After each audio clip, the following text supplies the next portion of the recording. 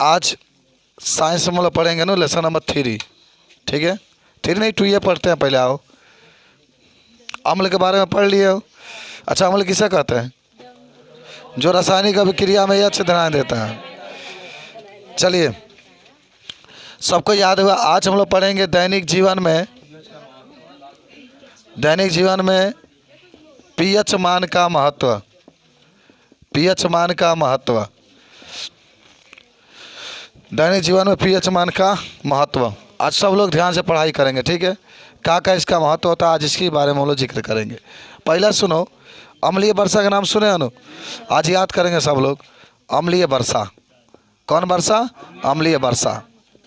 देखो, जब क्या होता है नु, जो जल होता है, जो क्या होता है, जल होता है, उस जल का पीएच मान 7 से कम होता है। यानी एक्चुअली में 5.6 से कम होता है। जैसे जल माने ऐसे जल जिसका पीएच मान 5.6 से क्या होता है, कम होता है, तो उसी को हम लोग कौन सा? अम्लीय वर्षा। ये बहुत नुकसानदायक होता है यार। समुद्र में मिल जाएगा, चाहे मान लो महासागर में मिल जाएगा, नदी में मिल जाएगा, तो वहाँ जो होता है, जो पानी होता है प्रदूषित हो जाता है। और उसमें जितने भी जीव होते हैं उसको जीने के लिए बहुत कठिनाई से मन जीना पड़ता है। ऑक्सीजन के लेवल कम हो जाता है। ऑक्सीजन का लेवल क्या होता है? कम हो जाता है। तो अम्लीय वर्षा याद हुआ नु, जब पीएच मान कितना होता है? 5.6 से कम हो जाता है। सब लोग याद रखो, सब लोग याद रखो। चलो, आपको याद होगा कि जो ग्रह होते हैं ना, ग्रह माने आपका हेडिंग है कि ग्रहों पर, जो ग्रह होते हैं, ग्रहों पर अम्ल का उपस्थिति, अम्ल का उपस्थिति। कौन ऐसा ग्रह है जिस पर सबसे अधिक अम्ल उपस्थित है, बता? हाँ, शुक्र एक ऐसा ग्रह है बाबू जिसमें माने सल्फ्यूर H2SO4 बहुत अधिक मात्रा में उपस्थित है। H2SO4 तो अम्ल होता है ना, बहुत अधिक है। प्रश्न आपसे आए, आप पूछा जा सकता है। देखो जो आप पढ़ रहे हैं, एक प्रश्न आपके बोर्ड के पेपर में आता है। प्री बोर्ड पेपर में आया था कि अम्लीय वर्षा का पीएच मान 5.6 होगा तो उस पर लगा लेंगे, 5.2 होगा तो उस पर, जो भी आपका ऑप्शन दिया था उसको लगा लेते हैं। माने 5.6 से कम होता है, आप जितना भी दे उसको लेवल का आपको लगा लेना है। आज शुक्र आपसे पूछे कि कौन ऐसा ग्रह होता है जिस पर क्या होता है, सल्फ्यूरिक अम्ल पाया जाता है, तो आप उसको क्या कहेंगे? शुक्र पर पाया जाता है। किस पर? शुक्र पर। चलो, तो पहला ये बात रहा, ये हमारे दैनिक जीवन में बहुत महत्व है। तीसरा आता है कि हमारे बगीचे का पीएच मान, हमारे बगीचे का पीएच मान। कभी आप बगीचा में जाते हैं? हमारे बगीचे का पीएच मान, अरे आपको जाना ही चाहिए। हालांकि मैंने देखा है कि बहुत ऐसे परिवार के लोग होते हैं, सुन लो ध्यान से, जिनके लड़के या लड़कियां जब बायोलॉजी पढ़ते हैं ना, तो उनके पास ज़मीन जायदाद, तो बड़े बड़े माने लोग होते हैं, सब छोटा भी लोग होते हैं, ऐसा नहीं है। वो बगीचा में पौधा वगैरह लगा देते हैं, जाते हैं कहीं तरह तरह के फूल वगैरह पौधे लगा देते हैं, और बच्चों को कहते हैं देखो, सब देखो जा करके कौन पौधा, ये जो पुष्प है उसमें पुंकेसर कौन है, इसमें स्त्रीकेसर कौन है, इसमें कौन वर्तिकाग्र है, इसमें कौन आपके अंडाशय है, सब उसमें देखा जाता है। तो बच्चे हाई लेवल की क्वालिटी तक वैज्ञानिक बन करके, या जो भी बनना होता है एग्रीकल्चर कृषि वगैरह से बन जाते हैं। ठीक है, सब होता है। आपके पिताजी बगीचा आपके लिए लगाएंगे और ये कहेंगे जाओ बाबू उसमें देख करके पुष्प को तोड़ो, देखो कहाँ वर्तिकाग्र है, कहाँ ऐसा होता है। वक्त करिए, वक्त का इंतजार कीजिए। चलिए ना, अभी 10 पास करेंगे, सब बगीचा लग जाएगा। जब 10 पास करेंगे, जब 11 पास करेंगे, तो समझो एक तरीके से पूरा बगीचा का कई बगीचा लग जाएगा। और जब 12 जब पास करेंगे तो नदी भी बना देंगे, और तब कहेंगे तुमको सिखाते हैं कैसे नदी में तैरा जाता है। चलिए, तो हमारे बगीचे का पीएच मान का आता है। तो आदमी बगीचा में जाता है, अब मिट्टी कुछ निकालता है और उस मिट्टी का पीएच मान ज्ञात करता है।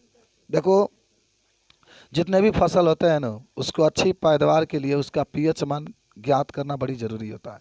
पीएच मान माने होना बहुत अनिवार्य होता है। पीएच मान अगर सही से नहीं है तो उसमें जो फसल होता है उसकी पैदावार नहीं होती है। इसीलिए जो होता है, बगीचा वगैरह में हम लोग जाते हैं और जा करके उसके मिट्टी के जो पीएच मान होता है उसको निकालते हैं। अगर उसमें मिट्टी का पीएच मान कम है, जिससे अगर ऐसा लग रहा है कि 7 से बहुत कम है, 3.5 है या 3.2 है, अगर वो मिट्टी अम्लीय नज़र आती है तो उसमें क्षारीय पदार्थ मिला देते हैं।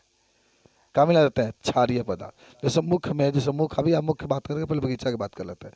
अगर मिट्टी का पीएच मान 7 से कम है तो अम्लीय होगी, तो उसको 7 के आसपास करने के लिए उसमें क्षारीय पदार्थ को क्या करते हैं, मिला देते हैं। अगर अगर क्षारीय में क्या होता है, कैल्शियम कार्बोनेट हो जाएगा CaOH का, या कैल्शियम हाइड्रोक्साइड हो जाएगा, या NaOH भी हो जाएगा। भाई जिसमें OH आएगा तो क्षारीय तो होता है ना, आप पढ़े भी होंगे, NaOH भी लिख सकते हैं, KOH भी लिख सकते हैं, NH4OH भी लिख सकते हैं, ये सब आपके क्षारीय होते हैं। उसको अम्लीय में मिला देंगे तो जो मिट्टी होता है उसका pH मान सही हो जाएगा, फिर एकदम अच्छे से अच्छे लीची लगाइए, आम लगाइए, जामुन लगाइए, जो आपको अच्छा होता है, अच्छा पैदावार होता रहता है।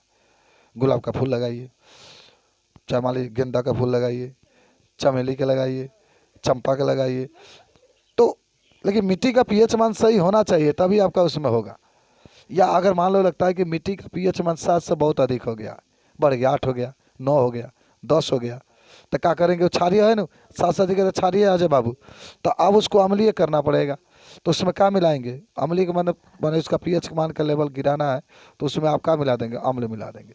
अच्छा, अब अम्ल मिला देंगे उसका pH मान क्या आ जाता है, 7 के आसपास आ जाता है, तब मिट्टी की आपकी सही हो जाती है। चलिए, तो बगीचा के pH मान के बारे में अगर आपसे कोई पूछे तो कोई दिक्कत है क्या, कोई दिक्कत है क्या, बताइए, कोई दिक्कत आपका नहीं होना चाहिए। हमारे पाचन तंत्र का pH मान देखिए, खूब अच्छे तरीके से हम आपको बताते चल रहे हैं। हमारे पाचन तंत्र का pH मान, पाचन तंत्र, अच्छा आपका पाचन तंत्र कहाँ संपन्न होता है मालूम है, पाचन तंत्र आहार नाल में संपन्न होता है बाबू, पाचन तंत्र आहार नाल में संपन्न होता है, सब लोग याद रखेंगे, पाचन तंत्र आहार नाल में संपन्न होता है। ठीक है, बात समझे कि नहीं समझे, बताओ।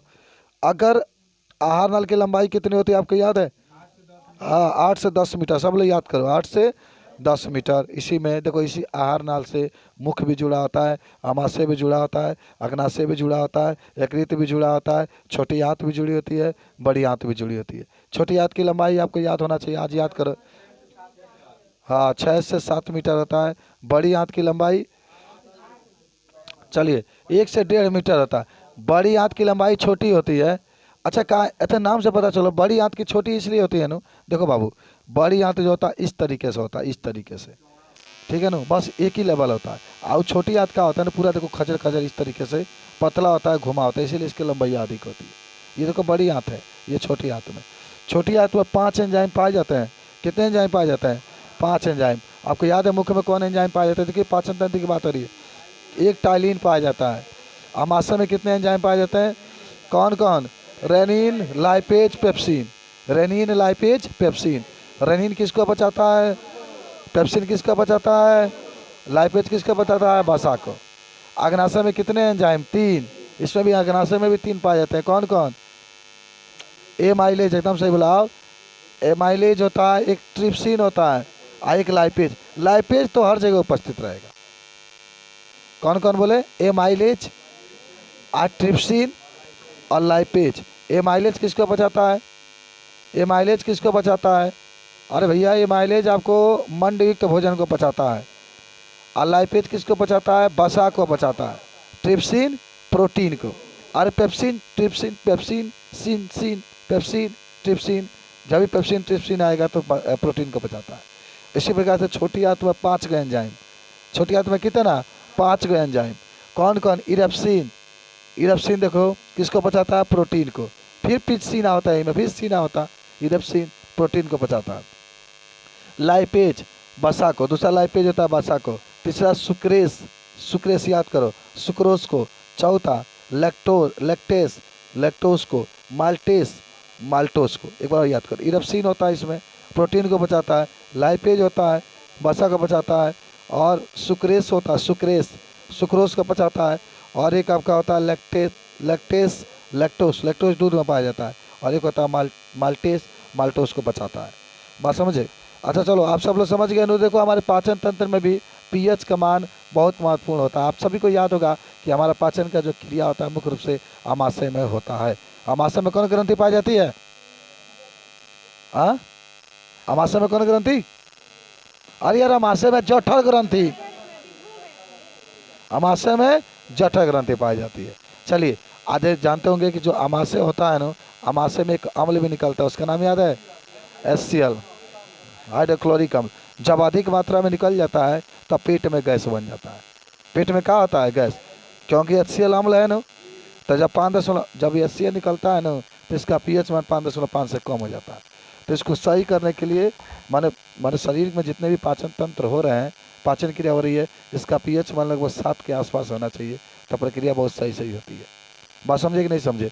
तो यही सब बातें होती है कि मुख में, चाहे मान लीजिए मुख में अब आ रहा है आपका अगला बता दोगे ना पाचन तंत्र में pH मान का कितना महत्व है। pH मान बढ़ल तब समझो कि पेट में अम्ल की मात्रा बढ़ जाती है, तब भोजन का सही से पाचन नहीं हो पाता है। हाँ तो वही ना 5.5 कह रहे हैं, तो 5.5 का मतलब क्या होता है? अरे अम्ल की मात्रा बढ़ जाता है, इसकी बात हम कर रहे हैं, अम्ल की मात्रा बढ़ जाती है। सुनो तो नहीं यार ध्यान से। चलिए आगे बढ़ते हैं, हम लोग नेक्स्ट पे आते हैं। अब आपका होता है क्या? pH परिवर्तन के कारण दंत क्षय। pH परिवर्तन के कारण दंत क्षय, pH परिवर्तन के कारण दंत क्षय। अच्छा, जितना आप पढ़ रहे हैं सबको याद हो रहा है क्या? बहुत मज़ा आएगा आपका पेपर में, बोर्ड के एग्जाम में खूब अच्छे तरीके से कुछ ही दिनों में आपके आने वाले हैं, खूब अच्छा तरीका, छूटना नहीं चाहिए एक भी क्वेश्चन, ठीक है। चलिए अब जानते होंगे कि जो मुख होता है, मुख में हम लोग भोजन करते हैं, मुख में दांत पाए जाते हैं। कितने प्रकार के दांत होता है? नाम याद है सबको? कृंतक, रदनक, चौड़क, अग्र चौड़क। और दंत सूत्र बताओ, दंत सूत्र 21 23 बट्टा में 21 23 गुणे 2। अरे 21 23 खाली ऊपर वाला, और फिर गुणे 21 23 बट्टा 21 23 ऊपर वाला। जैसे सुनो, समझा दें तो फिर कहोगे 21 23 बट्टा में 21 23। पहले भी सुन रहे हैं ना, तो ठीक है सुनो, तभी नो जब देखो जब टीचर पढ़ाते हैं तभी तो आपको आता है। 3 3 कितना हो गया? 6। 6 2 8, 8 2 10, 10 1 11, 11 1 12, 12 2 14, 14 2 16। खाली हतने लिखे तो 16 ही गन वही, खाली ऊपरे के होगा कि दोनों हो जाएगा, इसलिए 2 से गुणा कर देंगे, तो 16 दूना, समझे? यही रूल होता है आपका। चलिए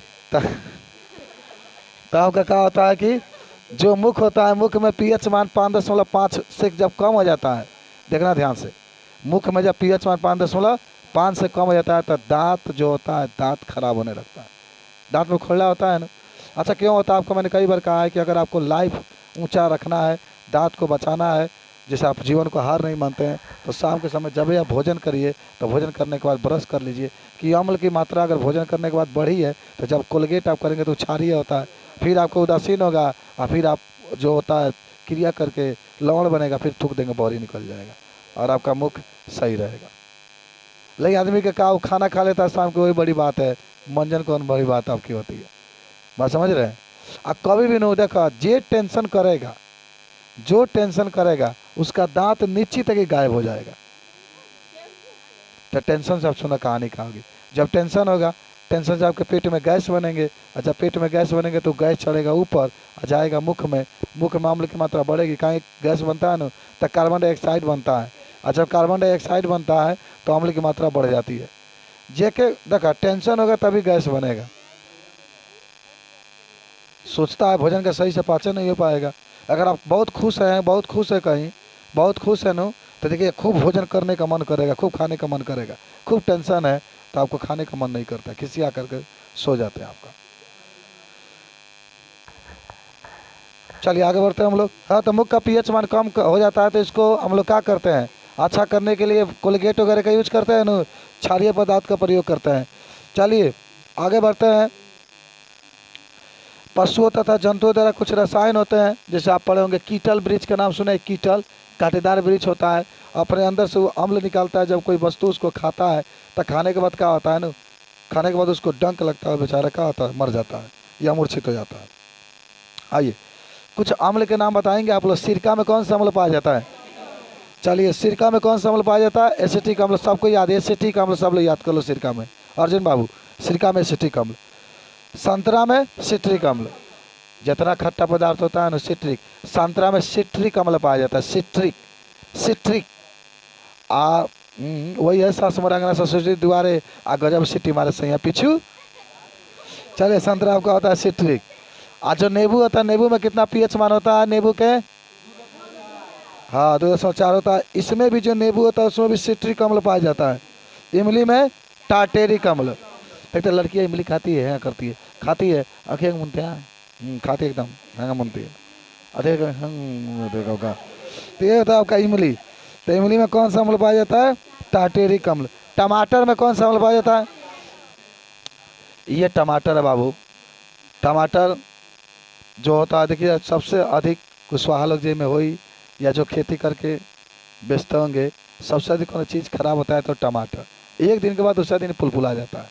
जब जाओगे ना तो उसमें तुम लोग को पढ़ाया जाएगा कि टमाटर को बचाने के लिए आपको क्या करना चाहिए। उसमें ना पेक्टिन पाया जाता है, पेक्टिन। जैसे सेलुलोज पाया जाता है ना, तो इसमें कोशिका भित्ति में पेक्टिन पाया जाता है। इसी पेक्टिन के कारण टमाटर खराब हो जाता है। टमाटर पहले हरा होता है और जब पक जाता है तो लाल हो जाता है। ताकि कौन सा लवक किस लवक में बदलता है, तो जब हरा होता है तो हरित लवक, और जब वो लाल हो जाता है तो बनवी लवक। बनवी लवक, हाँ, वणिवन होता है रंगीन।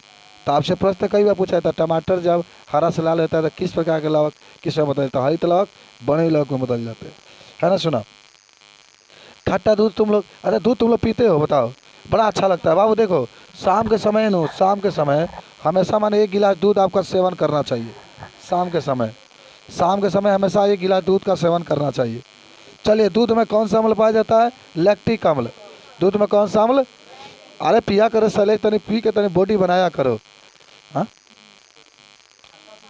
बे यार, खट्टा दूध या दही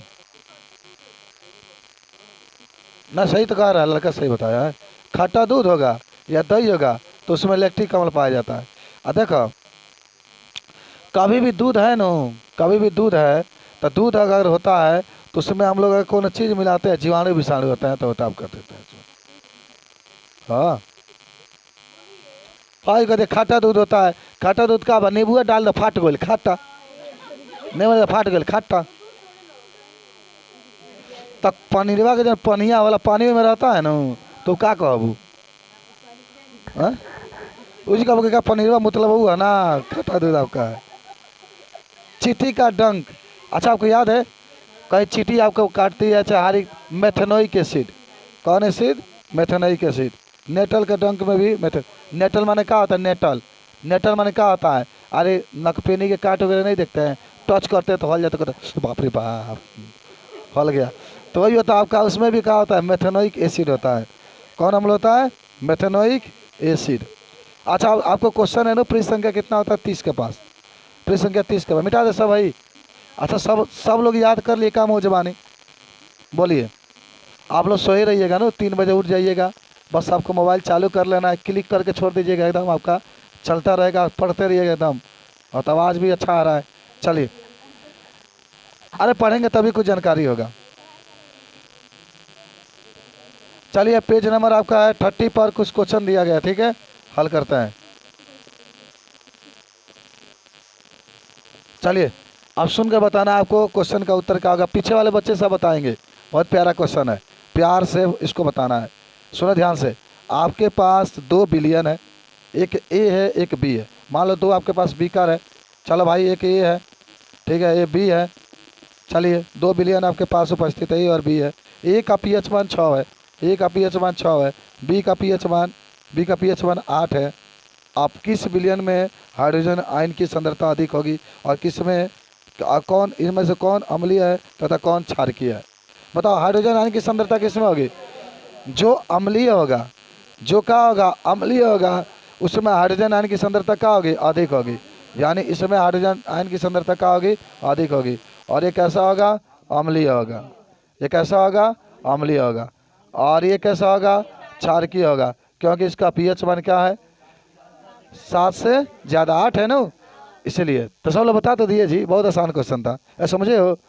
पीएच मान 6 से कम कहीं नजर आ जाएगा तो वो समझा अम्लीय है। तो इस बिलियन दिया, इसका पीएच मान कितना दे दिया? 6। तो 7 से कम है तो क्या होगा? अम्लीय। और 8 है तो 7 से अधिक है तो क्षारीय। आज जौन अम्लीय होता है उसमें किसकी मात्रा अधिक होती है? हाइड्रोजन आयन की। आज जो क्षारीय होता है उसमें किसकी मात्रा अधिक होती है? OH आयन की। चलो, अब एक प्रश्न और पीछे वाले बच्चे बहुत ज़बरदस्त तरीके से बता रहे हैं भाई।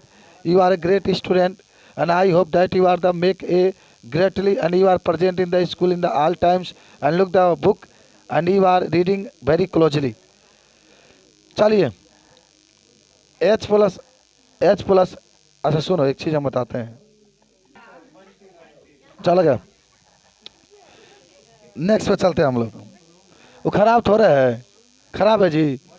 आए तो नहीं गिलास, देखा गिलास तू 4 गिलास पानी पिएगा तो उतना शक्ति ना मिली, अगर आधा गिलास पी तो उतना शक्ति मिल जाएगी। दूसरा आइए प्रश्न सुनो। कह रहा है कि एच धनायन आयन की सांद्रता का विलयन के प्रकृति पर क्या प्रभाव पड़ता है। सुनो ए बाबू सुनाई। एच धनायन है, इसका विलयन पर क्या प्रभाव पड़ता है। एच धनायन का सुन रहा था नहीं, एच धनायन का विलयन पर क्या प्रभाव पड़ता है। तो सुनो, कोई विलयन अगर ले लोगे, क्या ले लिए विलयन, आइस की मात्रा बढ़ाओगे, क्या करोगे बढ़ाओगे, इसकी मात्रा क्या करोगे बढ़ाओगे, किस में विलयन में। तब विलयन में जब इसकी मात्रा क्या करोगे बढ़ाओगे तो क्या होगा, ये विलय अधिक अम्लीय होगा। कैसा होगा अधिक अम्लीय। क्यों होगा बाबू, क्योंकि जब एच धनायन की मात्रा बढ़ाते हैं तो क्या होता है विलयन की अम्लता की मात्रा बढ़ता है। और अगर कोई विलयन होगा उसमें H+ की मात्रा कम करते हैं, क्या करते हैं कम करते हैं, माने इसमें से निकाल लेते हैं, नहीं मिलाते हैं। तो कैसा होगा कम, हाँ क्षारीय भी कर सकते हैं या कम अम्लीय भी कर सकते हैं। हो गया, सिंपल सी बात है।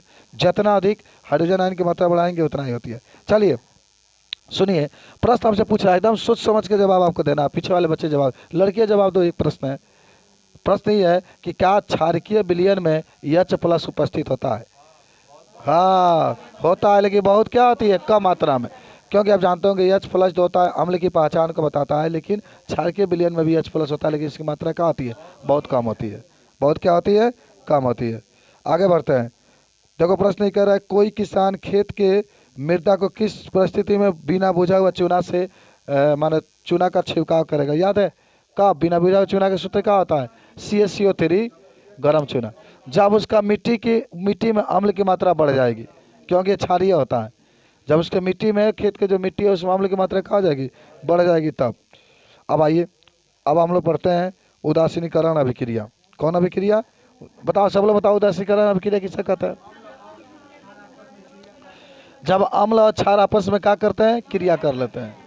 चलिए बड़ा अच्छा प्रश्न है भाई, केमिस्ट्री तो आपके लिए कोई दिक्कत नहीं है। उदासीनीकरण अभिक्रिया, सिंपल सी बात सुनो, अम्ल ले लो, क्या ले लिया अम्ल, प्लस का ले लिए क्षार, क्रिया कराए तो क्या बना लवण, और प्लस का बना जल। इसी क्रिया को क्या कहते हैं हम लोग उदासीनीकरण अभिक्रिया। जैसे अम्ल में ले लो HCl, क्षार में ले लो NaOH। सबको याद होना चाहिए क्षार OH, इसमें OH आएगा क्षार, NaOH कहोगे क्षार, KOH कहोगे क्षार, NH4OH कहोगे क्षार, CaOH के ट्वाइस कहोगे क्षार, AlOH के थ्राइस कहोगे क्षार। हाँ वही तो KOH से बताया गया है ना। अम्ल के कहोगे HCl कहोगे तब अम्ल, H2SO4 कहोगे तभी अम्ल, HNO3 कहोगे तभी अम्ल, CH3COOH कहोगे तभी अम्ल। याद हुआ, अम्ल में क्या KOH अम्ल, NaOH अम्ल, CaOH क्षार है सभी। मैं जाना में OH आ गया क्षार, जाना में OH आ गया क्षार, जाना में OH आ गया क्षार क्षार। अब भाभी के भाई के तो क्या बन जाएगा आपका इसमें NaCl आपका हो गया NaCl प्लस आई Na के साथ Cl जगह तो क्या हो जाएगा NaCl, आई OH और क्या हो जाएगा H, तो इसको बन गया OH। समझे। तो क्या कहोगे जब अम्ल है क्या है, जब अम्ल है और क्षार है, अम्ल और क्षार आपस में क्रिया करते हैं तो लवण बनता है। क्या बनता है लवण, और क्या बनता है जल। इस क्रिया को क्या कहते हैं उदासीकरण अभिक्रिया। याद हुआ बाबू। अरे यार अम्ल ले लो, एक लोटा लो, उसमें अम्ल डालो, उसमें क्षार डालो, फिर क्रिया हुआ, क्रिया होने के बाद जो लवण बनता है उसी को क्या कहते हैं उदासीकरण अभिक्रिया। तो अम्ल ले लो क्षार ले लो, क्रिया करा दो, जमा कर दो। आगे बढ़ते हैं, अब आते हैं लवण। लवण किससे कहते हैं, जब अम्ल और क्षार आपस में क्रिया करके क्या बनाते हैं लवण, और क्या बनाते हैं जल, लवण प्लस जल बनाते हैं, तो इसी को हम लोग क्या कहते हैं, कौन सा अभिक्रिया लवण कहते हैं। और सब लोग सुनो, लवण क प्रकार के 6 प्रकार के। पहला सुनो सामान्य लवण, दूसरा होता है अम्लीय लवण, दूसरा क्या होता है अम्लीय लवण, तीसरा होता है क्षारकीय या क्षारीय लवण, तीसरा आपका क्या होता है द्विक लवण, चौथा क्या होता है द्विक के बाद एक संकर लवण होगा, संकर लवण, एक होता है मिश्रित लवण। तो कितने प्रकार के लवण है 6 प्रकार के। कितने प्रकार के लवण है? 6 प्रकार के। कौन कौन? पहला आपका रहा सामान्य लवण, दूसरा आपका रहा अम्लीय लवण, तीसरा आपका रहा क्षारीय लवण, चौथा आपका रहा द्विक लवण, पांचवा रहा आपका संकर लवण और छठवां रहा आपका मिश्रित लवण। तो जितने प्रकार के लवण यहाँ पर आप देख रहे हैं सभी लवण उपस्थित है। सामान्य लवण, अम्लीय लवण, क्षारीय लवण, द्विक लवण, संकर लवण और क्या होता है आपका एक मिश्रित लवण आपका उपस्थित होता है। बोलो, बात समझ रहे हैं? अच्छा बताओ, सामान्य लवण आपसे कोई पूछेगा तो क्या कहेंगे? ऐसे लवण जिसमें क्या होता है ना, एच और ओ एच दोनों में से कोई उपस्थित नहीं होता है। या ऐसे भी कह सकते हैं कि ऐसे लवण जो प्रबल अम्ल और प्रबल जब क्षार आपस में क्रिया करते हैं तब जिस लवण का निर्माण होता है उसे क्या कहते हैं? सामान्य लवण। अच्छा, प्रबल अम्ल के नाम जानते हो? HCl। प्रबल क्षार के नाम क्या कहोगे? NaOH। तो इसमें उदाहरण हो जाएगा NaCl। है क्या बा? HCl बा, यही बात आपके होता है। अच्छा, अम्लीय लवण किसे कहते हैं? ऐसे लवण जिसमें एच उपस्थित हो। तो ये सिंपल है, एच उपस्थित है। क्या उपस्थित हो? एच उपस्थित हो। NaHCO3 लिख सकते हैं। हाँ, तभी होता है। क्षारीय लवण बताओ, ऐसे लवण जिसमें OH उपस्थित हो तो NaOH भी लिख सकते हैं। चलिए, द्विक लवण किसे कहते हैं? ऐसे लवण सुन लो ध्यान से, द्विक लवण में कहोगे ऐसे लवण जो जलीय विलयन से प्राप्त किया जाता है। जलीय विलयन से प्राप्त किया जाता है, याद करो, ऐसे लवण जो जलीय विलयन से प्राप्त किया जाता है। फिटकिरी का नाम सुने हैं क्या आप लोग? हमको लगता है आया था आपके पेपर में, प्री बोर्ड पेपर में फिटकिरी के बारे में आया था। तब फिटकिरी का सूत्र क्या होता है? फिटकिरी एक द्विक लवण है बाबू, फिटकिरी एक द्विक लवण है। K2SO4 इंटू Al2SO4 का थ्राइस हाँ इंटू 24H2O। चलिए, संकर लवण। तो ऐसे लवण सुन लो, संकर लवण ऐसे लवण जो कई पदार्थों से मिलकर के बने होते हैं, और जब इसको जल में डालते हैं तो टूटते नहीं हैं। जब इसको जल में माने कह दें संकर लवण के नो जल में डालते हैं तो टूटते नहीं है। जैसे K4 या फिर CN6, K4 या फिर CN6, इसका नाम सुन लो, इसका नाम लिखना है पोटेशियम। के को क्या कहते हैं? पोटेशियम। या फिर बता मुझे फेर होगा पोटेशियम फेरो साइनाइड। अच्छा, इसका कोई नाम पूछेगा तो बता देंगे? Potassium aluminium sulphate. ये लिखते हैं पोटेशियम एल्युमिनियम सल्फेट।